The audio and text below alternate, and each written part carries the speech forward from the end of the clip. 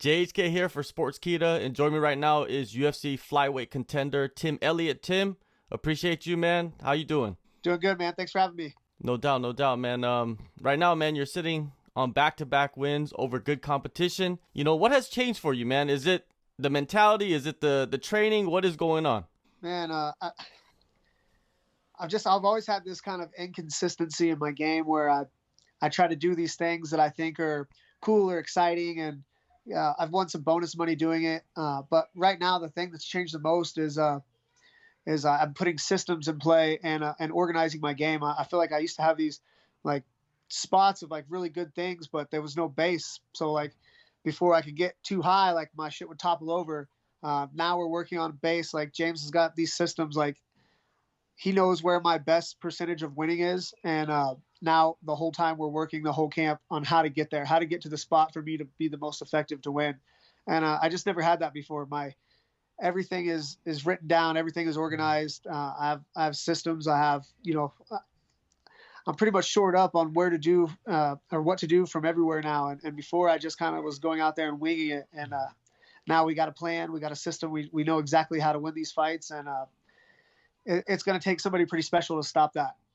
Yeah, so you're saying like but you're saying that the game planning and then your ability to improvise, you combine that together.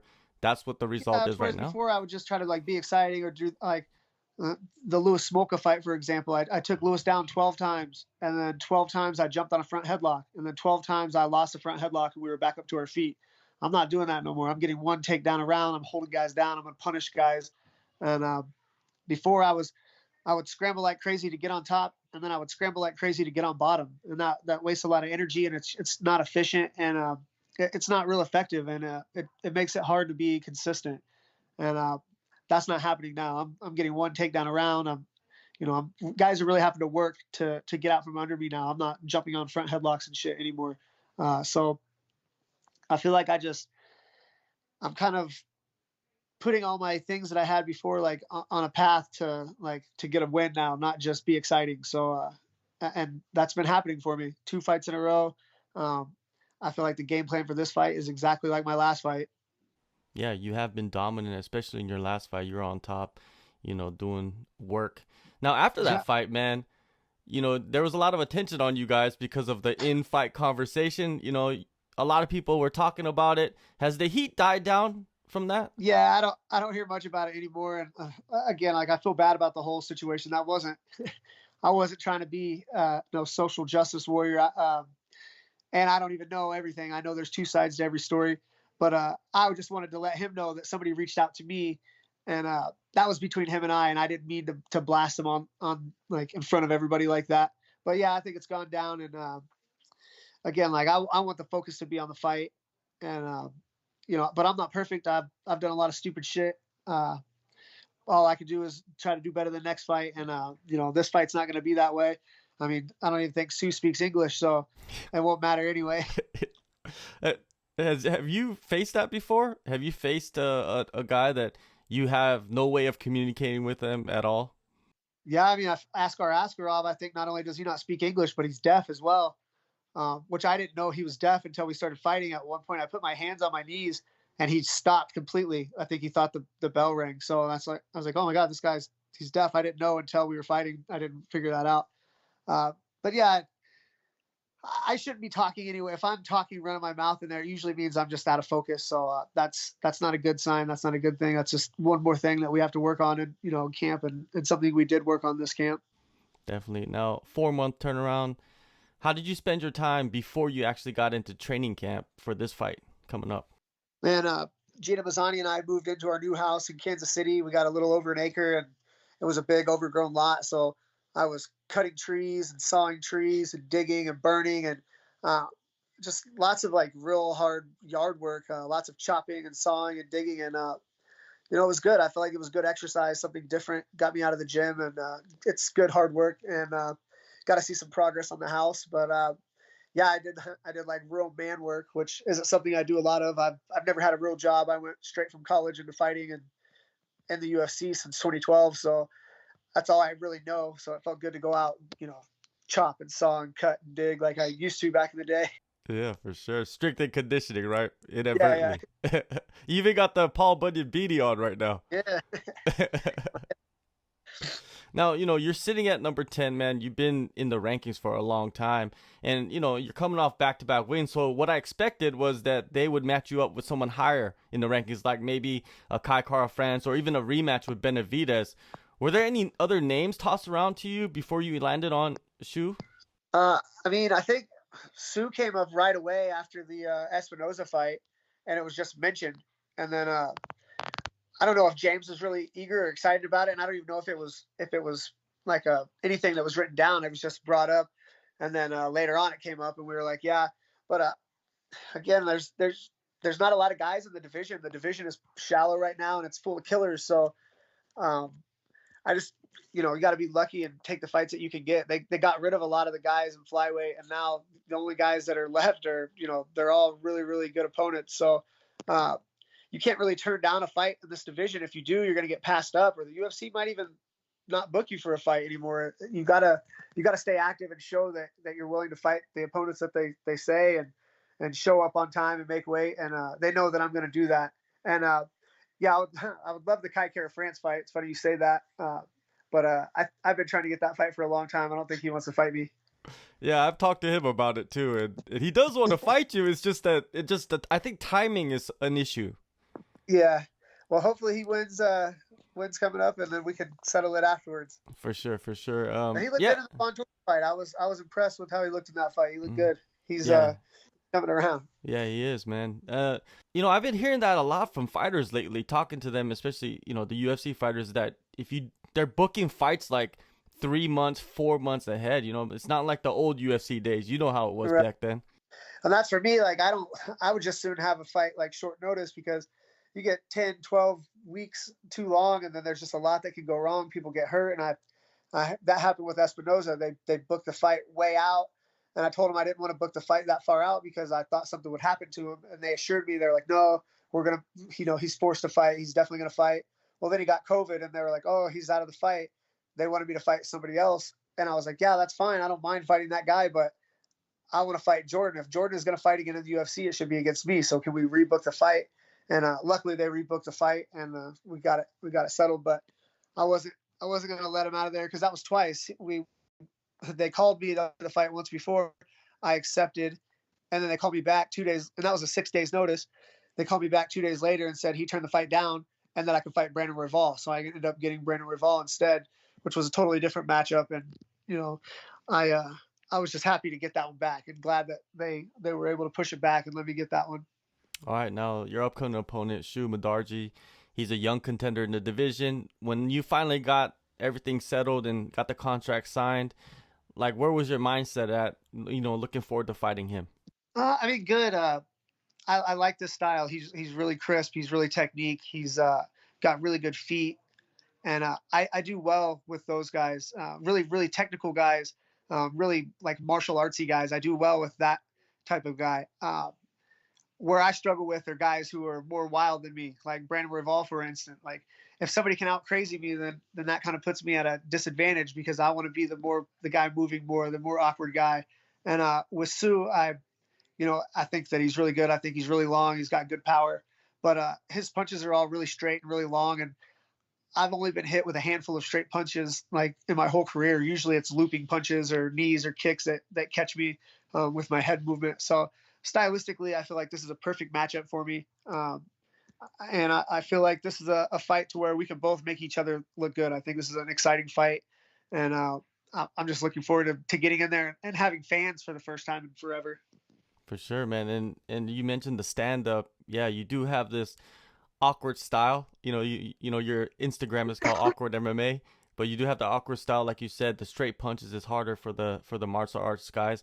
But then when you think about it, you're one of the best on the ground in the division, man. How do you rate his grappling skills? It's hard to say, because his last couple of fights have all been against strikers. The only fight where you can see his grappling really, really displayed was when he fought Louis Smolka. That was 3 years ago, and I'm sure he's a totally different guy.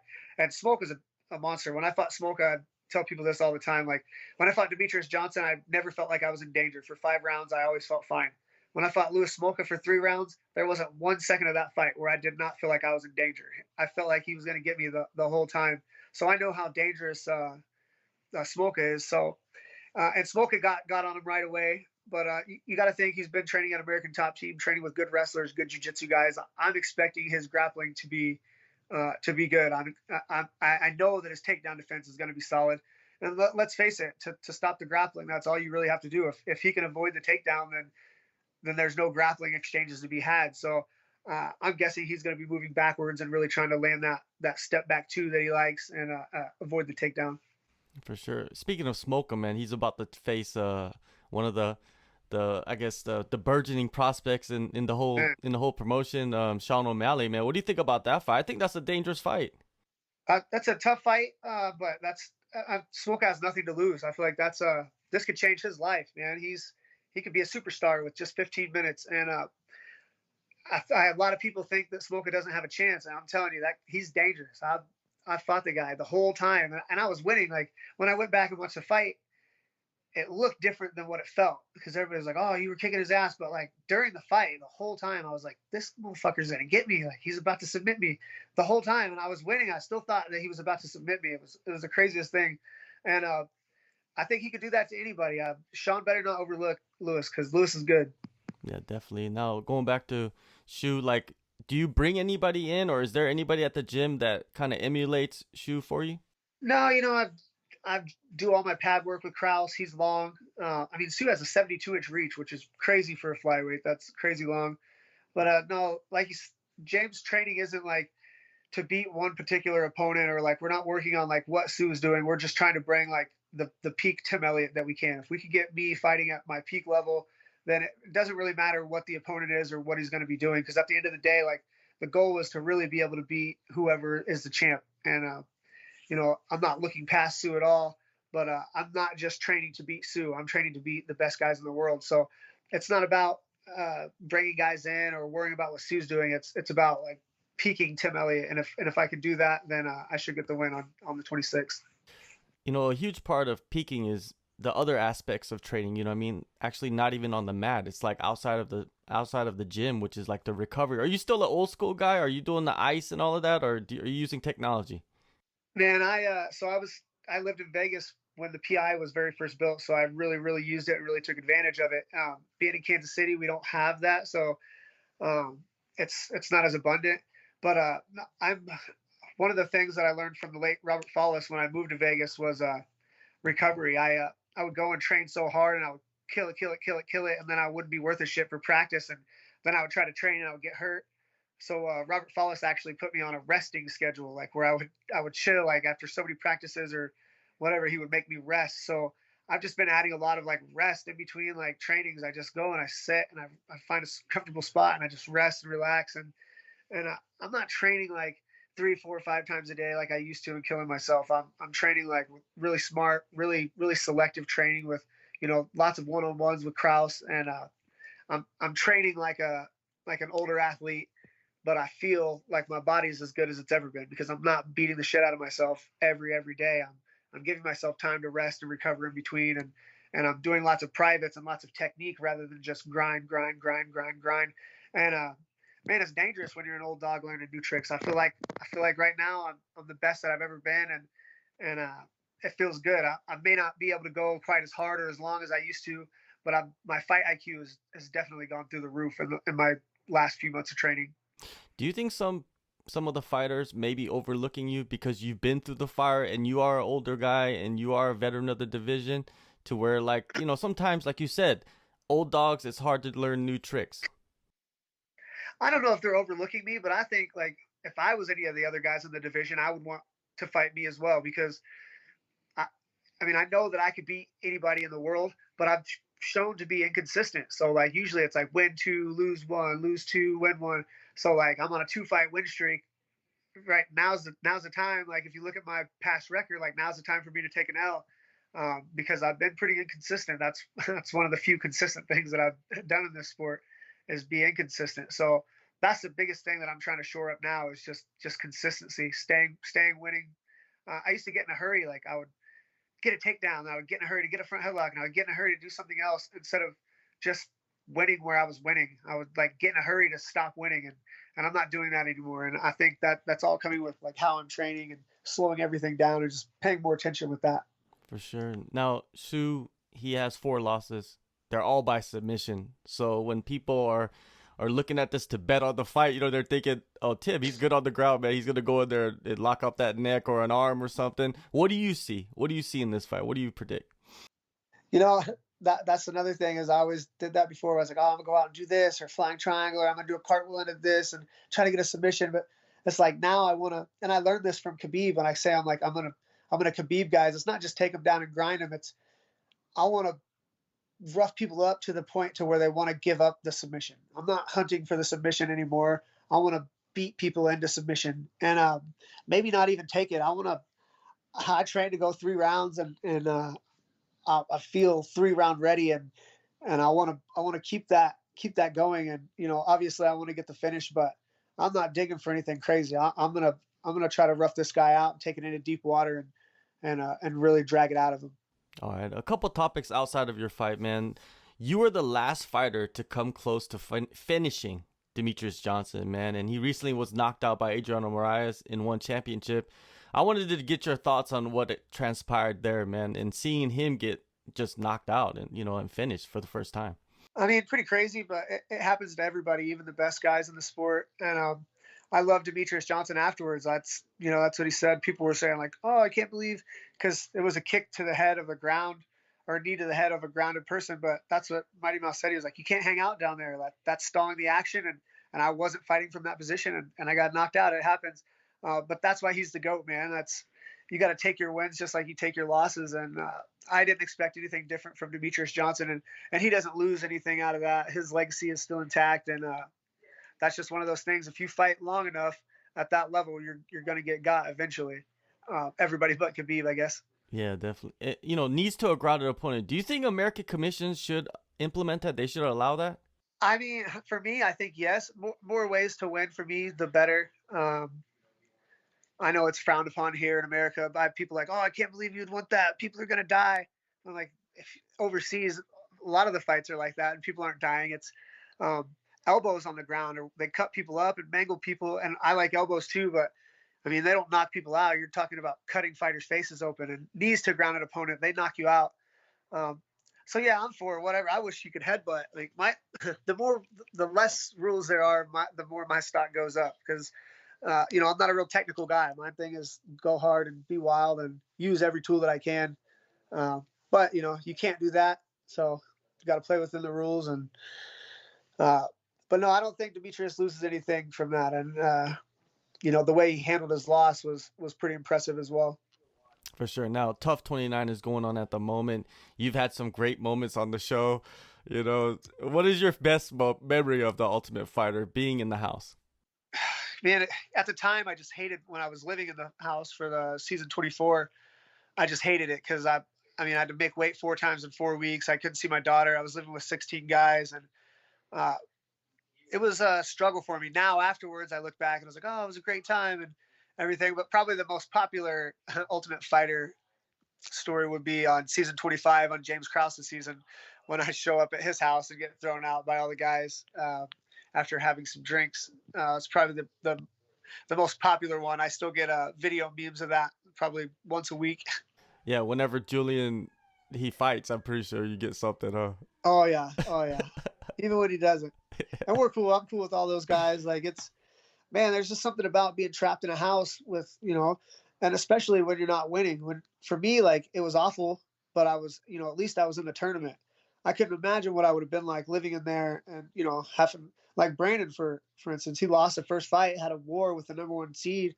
And like, he had to sit there the whole time for 7 weeks, you know, watching other guys do the thing that, like, his dream. And, so like, I feel like I can't really complain because at least, you know, I got to go through with a win. But man, yeah, I don't envy those guys in the tough house. I definitely don't. All right, man. Thank you so much, man. June 26th, UFC Fight Night, Las Vegas. Thank you so much for the time. Good luck on the fight. And then, man, good luck on rising up the ranks and getting that title shot once more. Of course, man. Thanks for having me.